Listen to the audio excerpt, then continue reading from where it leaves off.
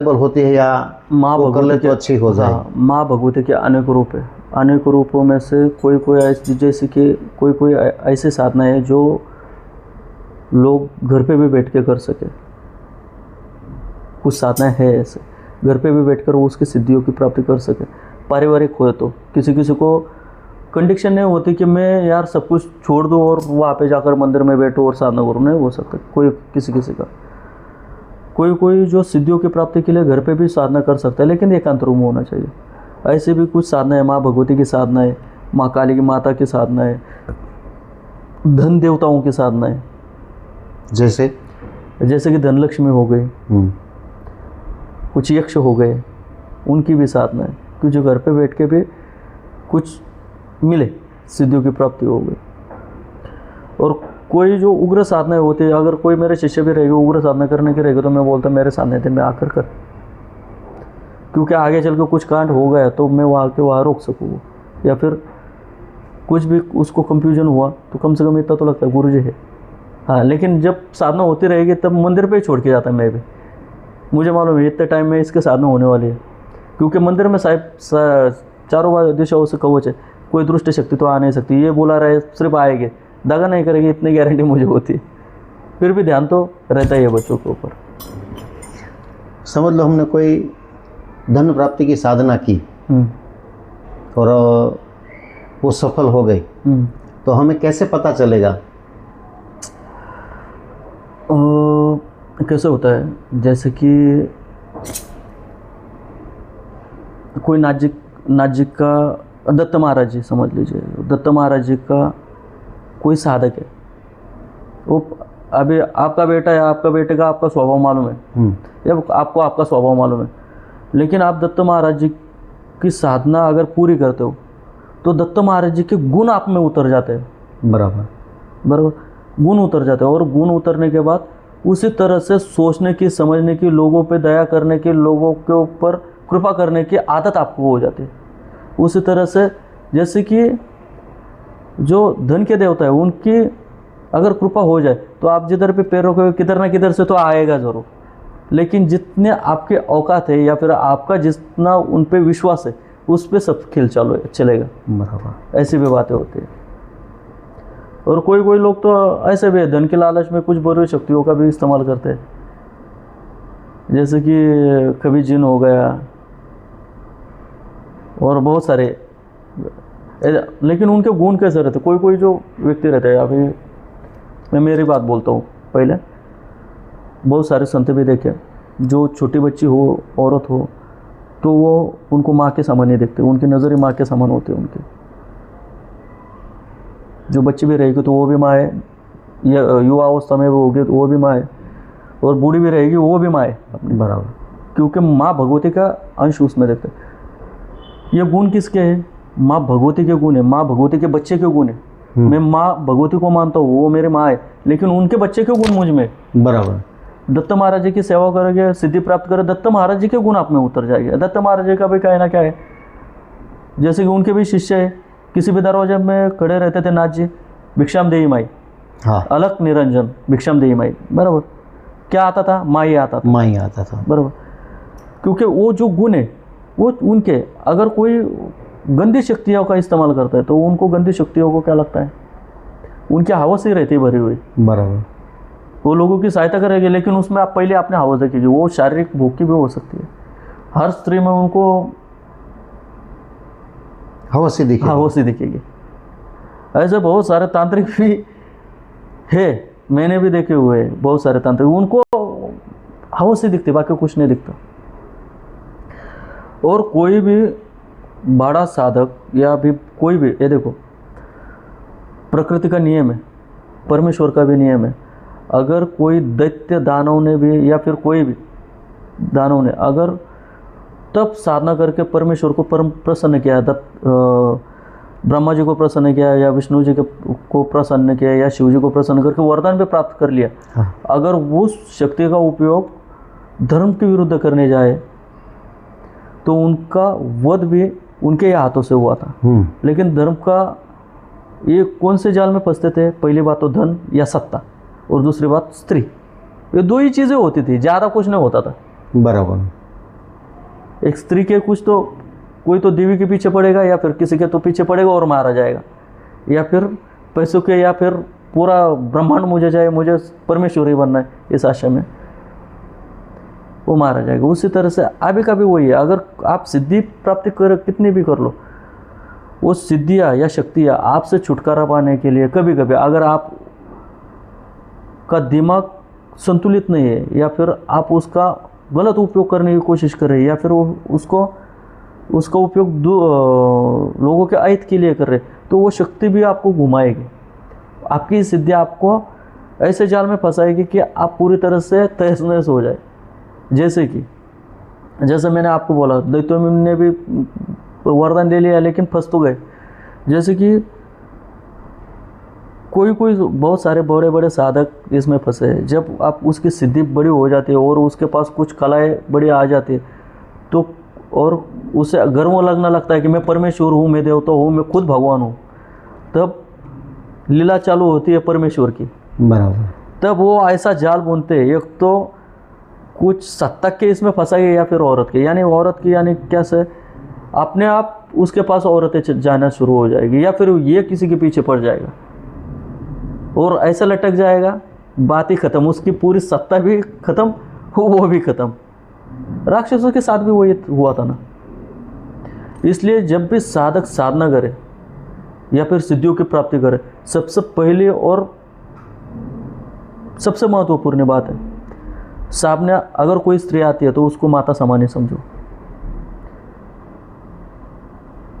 और जब आप सिद्धि प्राप्त कर लोगे, अभी बहुत सारे साधकों के पश्चात ये भी हुआ है, जिंदगी भर ये लड़के उस औरत हो या किसी के पीछे पड़ते रहे, कभी उसने भाव नहीं दिया उस लड़के को। और जब ये साधना करने बैठे, जैसे कि राजा को सिद्ध कर रहे, भैरव जी को सिद्ध कर रहे या फिर कोई भी बड़ी शक्ति को सिद्ध कर रहे, तो उसके सामने प्रजा बहुत रहती है। हाँ। भूत रहते, प्रेत रहते, दैत्य रहते, दानव रहते, कोई भी रहते, तो उनको पता चलता है अगर इसने इस शक्ति को हमारे राजा को अगर सिद्ध कर लिया तो कल हमें भी झुका सकता है ये। बराबर। तो वो क्या करते, एक जाल बिछाते। तभी साधना के दौरान वही लड़की या फिर कोई भी औरत अपने आप खुद ब खुद उसके पास आ जाएगी। अगर उस टाइम पे वो फंसता है तो उसकी साधना खत्म। यानी कि वो जिस भी देवी देवता की साधना कर रहा है, जिसका भी साधना कर रहा है, वही ऐसा माहौल बना रहा है कि जिनकी साधना में विघ्न या बाधा पैदा हो। और ये सत्य है, ये पहले से ही चलता आ रहा है। जब भी साधना, कोई ऋषि मुनि भी तब साधना में बैठे रहते थे, तब वहाँ पे कोई ना कोई अप्सरा गंधर्व आ ही जाते थे। वही है। लेकिन उसमें से कोई आपने पुराण भी पढ़े रह गए, बहुत बड़े बड़े महर्षि भी इस जाल में फंसे, हजारों साल तक की हुई साधनाएं भी इसमें बह चुकी है। तो इससे सबसे बड़ी बात है कि संतुलित रहे और आगे वाली स्त्री को अपनी माता समान, अपनी निगाहों से, अपने दिल में यही सोचे कि ये मेरी माता है, माता समान है। जैसे कि परमेश्वरी है वो। हाँ, आपके जीवन में आप पारिवारिक हो, मैं भी पारिवारिक हूँ, मैं ऐसा नहीं कि सन्यासी हूँ, मेरा भी परिवार है, सब कुछ है। लेकिन इसलिए मैं मेरा खुद को कभी संत नहीं बोलता, क्योंकि मैंने त्यागा है, बहुत सारा कुछ त्यागा है, लेकिन मैं मेरे अभी भी परिवार के साथ हूँ। और जब जो परिवार होता है, जब परिवार में समझ लो कि अगर किसी के पास सिद्धि है और सिद्धि उसको कंफ्यूज कर रही है और इसके दिल में आ गया तो ये मुझे चाहिए, तो वो शक्ति अपने आप आकर ला के देगी उसको। लेकिन जो पाप हो रहा है, शक्ति आपने ऊपर नहीं लेगी कि ये पाप मेरे ऊपर दे। जो भी पुण्य करोगे वो भी आपको ही मिलेगा, जो भी पाप करोगे वो भी भुगतने के लिए आपके पास से आने वाला है। सामान्य इंसान को क्या करना चाहिए? मेरा समझ लो अभी एक सामान्य इंसान है जो साधना नहीं कर सकता है, और हर एक इंसान चाहता है कि हम सुखी हो, निरोगी रहे, सुखी रहे, कुछ अच्छी इनकम आती रहे और अपने बच्चे भी किसी को कोई बुरी साया ना पड़े। तो ऐसा तो हर एक चाहता है, लेकिन उसके लिए क्या कोई ऐसा विधान है, क्या ऐसा कोई जाप है कि हर रोज एकादा कोई माला कर ले, या ऐसा कोई छोटा सा कोई उपाय करके रखे क्या? मेरा तो कहना ये कि है, उपाय तो हज़ारों होते हैं, लेकिन मंत्र भी हज़ारों है, लेकिन जब भी आप, पहली बात तो आप बिजनेस लाइन में हो, कोई भी हो, आपको साधना करनी हो नहीं करनी हो, आप गुरु जरूर बनाएं, क्योंकि गुरु ही आपको जीवन की सही दिशा देगा। वो एक मंत्र देगा, एक अक्षर का भी हो, वो आपके जीवन का उद्धार हो सकता है। ऐसा नहीं है कि ये जो धार्मिक संप्रदाय से हो, कोई भी जो आपको लगता है ये मेरा गुरु बन सकते, तो उसके पास से जाने का, प्रार्थना करने का और गुरु पूजन करके गुरु स्वीकार करने का, उसके पास से मंत्र लेने का, बस बात खत्म। उससे बहुत सारे कुछ हो जाते हैं। और दूसरी बात जो आपने ये बोला, जो रुद्राक्ष के जो कवच बनाए वो भी ये काम करते हैं, जिसको पूजा नहीं करनी है नहीं करते, बहुत सारे लोग नहीं करते। सुबह 5 बजे उठते, रात को 12 बजे आते, पूजा क्या करेगा वो? बराबर है, ऐसे भी लोग हैं। तो उनके लिए जो रुद्र श्री महाकाली तांत्रिक शक्तिपीठ से बने हुए श्री महाकाल तांत्रिक रुद्राक्ष हो गया, रुद्राक्ष कवच, श्री कार्तिकेय तांत्रिक रुद्राक्ष कवच और श्री ब्रह्मदेवता तांत्रिक रुद्राक्ष कवच, ये सबसे बेस्ट है ऑप्शन के लिए। और ज़्यादा से ज़्यादा जिनको अगर फिर भी पूजा करनी है तो नमन मंत्र को ज़्यादा से ज़्यादा जाप करें। नमन मंत्र जिसमें स्वाहा होगा नहीं करें, नमन, जैसे कि हम बोलते हैं ओम श्री गणेशाय नमः या फिर ओम नमो नारायण। हाँ, अगर घर जैसे कि कोई वैष्णव संप्रदाय से, अभी ये कलयुग चालू है, वहाँ पे शांत है, देखो शिव जी भी शांत है, उनके हजारों सैकड़ों रूप, बहुत सारे रूप, उग्र भी है। बराबर। ओम नमः शिवाय पढ़कर अगर महाकाल को भी प्रार्थना करोगे तो महाकाल रूप में वो सिद्धि या फिर शक्ति आपके साथ रहेगी। जो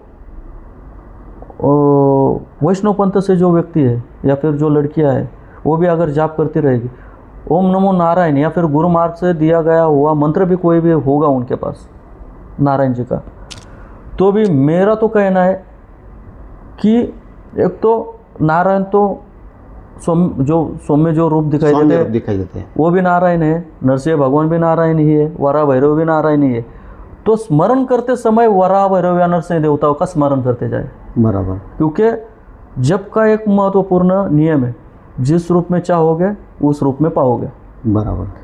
तो जो लड़कियां अगर करती रहेगी, पूजा करती रहेगी या फिर मंत्र जाप करते रहेगी, स्मरण वराह भैरव का कीजिए, इससे आपका जो ऑरा रहेगा, जो ताकत रहेगी वो बहुत बड़ी बन जाएगी, जिससे जो दुष्ट लोग हो गए उनसे बहुत सारी आपकी रक्षा हो सकती है। पर्टिकुलर ऐसा कोई मंत्र सही है क्या प्रभु,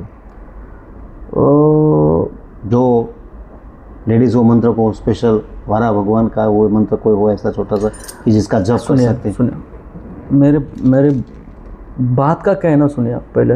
मेरा कहना क्या है, हर संप्रदाय में गुरु होना जरूरी है। बराबर है। आप गुरु के पास से ले लो वो मंत्र, लगा तो आपके पास नहीं होगा तो कोई मंत्र ले लो बुक में से, या फिर उनको बोलो गुरुजी मुझे ये मंत्र करना है, सिर्फ आपके मुख से मुझे बता दीजिए, फिर भी चलता है। ऐसा नहीं है कि उनका, हाँ, लेकिन नियम क्या बोलता है, कम से कम उस देवताओं की गुरु के ऊपर कृपा हो। बराबर। वैसे भी चलता है। लेकिन अगर आपको नहीं होता है, समझ लो कि आपने गुरु को बोला गुरुजी मुझे वराह भैरव का मंत्र चाहिए, अगर गुरु ने बोला ओम भैरवाय नमः, ओम वराह भैरवाय नमः, इतना भी बोल तो भी चलेगा, फिर भी वो उसका काम करेगा। लेकिन ज़्यादा से ज़्यादा अगर वैष्णव संप्रदाय से वो ओम नमो नारायण बोलो या फिर रामकृष्ण हरि बोलो, ये भी मंत्र है।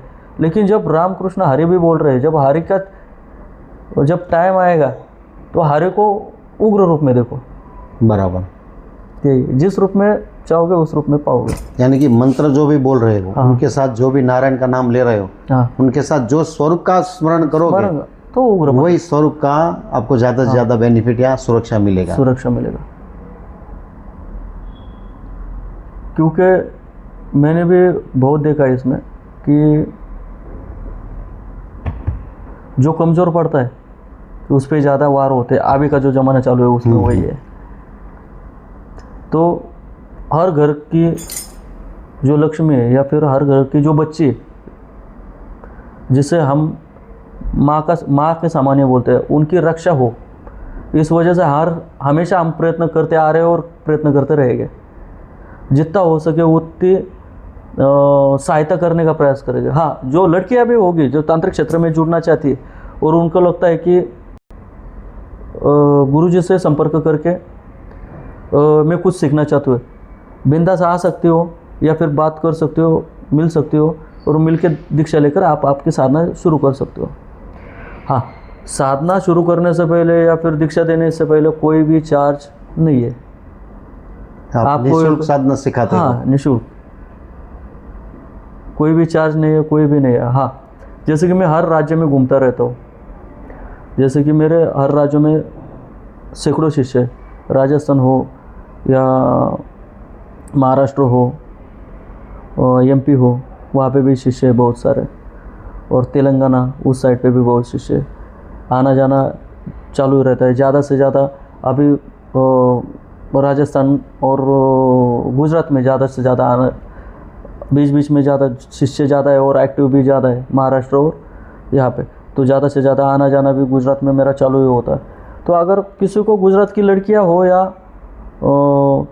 राजस्थान की हो या फिर महाराष्ट्र की हो, जिनको भी ऐसा लगता है लड़की हो लड़के हो, ऐसा कुछ भी नहीं, पुरुष हो, सिर्फ इच्छा होनी चाहिए कि मुझे सीखना है, मुझे सीखना है। मेरा तो कहना है आगे चल के नहीं, आगे के समय में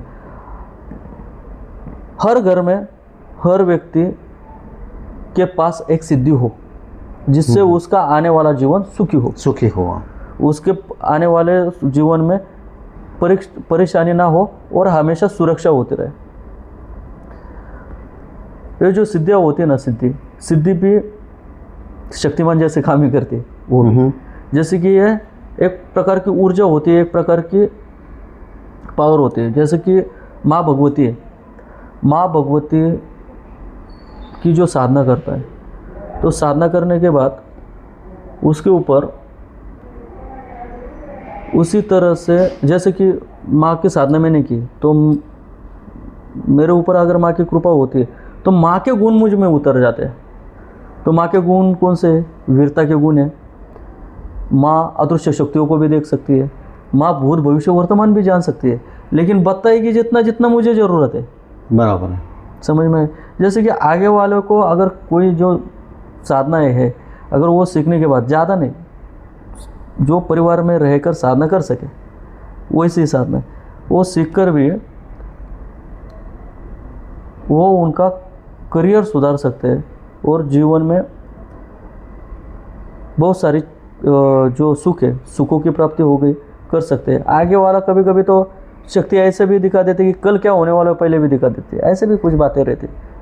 हर किसी को अलग अलग मिलता है। वो जो कृपा होती है, जो मंत्रों के इष्ट देवता होते हैं उनके ऊपर होते हैं, ये बच्चों को क्या देना है, आपकी उनके प्रति श्रद्धा कितनी है, आपने किया हुआ साधना कितना दिल से किया है, उस पर सब निर्भर होता है ये।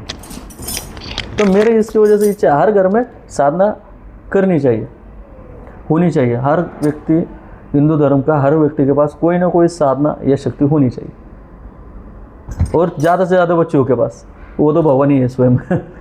अभी ज़्यादातर एक मेंटालिटी क्रिएट हो रही है कि कल हमारा क्या होने वाला है।